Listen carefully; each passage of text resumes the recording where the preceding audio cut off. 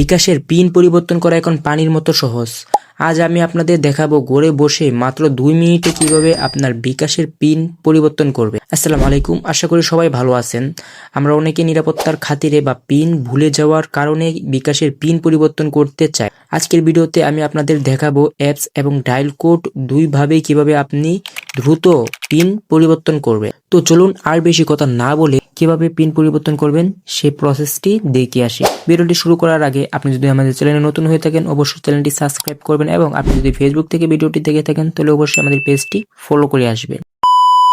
তো প্রথমে চলে যাবেন আপনাদের ফোনের ডায়াল প্যাডে। তো ডায়াল প্যাডে আসার পর বিকাশের কোডটি ডায়াল করবেন আপনার যে নাম্বারে বিকাশ খোলা আছে। তো এখানে আসার পর একদম নিচে দেখেন 9 নাম্বারে একটা অপশন আছে, 9 নাম্বার সিলেক্ট করে সেন্ডে ক্লিক করবেন। সেন্ডে ক্লিক করার পর 3 নাম্বারে দেখেন আরেকটা অপশন আসছে চেঞ্জ পিন। তো এখানে 3 নাম্বার ছেড়ে আবার সেন্ড করবেন। তো এখন চলে আসলাম মেন অপশনে ইন্টার টেম্পোরারি ওল্ড পিন। তো এখানে আপনাদের আগের যে পিনটা ছিল বিকাশের সেই পিনটা এখানে দিবেন। আর হ্যাঁ, আরেকটা কথা বলে রাখি, আপনাদের যাদের বিকাশের পিন মনে নেই কিভাবে পিন রিসেট করবেন সে সম্পর্কে ভিডিও চাইলে অবশ্যই কমেন্ট করে জানাবেন। তো এখানে আপনাদের ওল্ড পিন, আগের যে পিনটা ছিল সেই পিনটা দিয়ে সেন্ডে ক্লিক করুন। নিউ পিন একটা অপশন আসছে নিউ পিন, তো আপনাদের এখান থেকে নিউ পিনটা সিলেক্ট করুন। তো আপনারা যে নিউ পিনটা দিতে যাচ্ছেন সেই নিউ পিনটা দিয়ে আবার সেন্ডে ক্লিক করুন।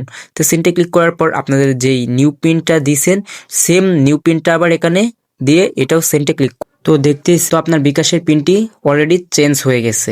আপনার বিকাশ পিনটি চেঞ্জ হয়েছে কিনা আবার ডায়াল প্যাডে গিয়ে ডায়াল করে চেক করে নিতে পারেন। আর মনে রাখবেন আপনার বিকাশের পিন কখনো কাউকে বলবেন না, এমনকি বিকাশ অফিস থেকেও আপনার পিন আপনার কাছে চাইবে না। ভিডিওটি ভালো লাগলে লাইক দিন এবং আপনার বন্ধুদের সাথে শেয়ার করুন যেন তারাও সচেতন হতে পারে।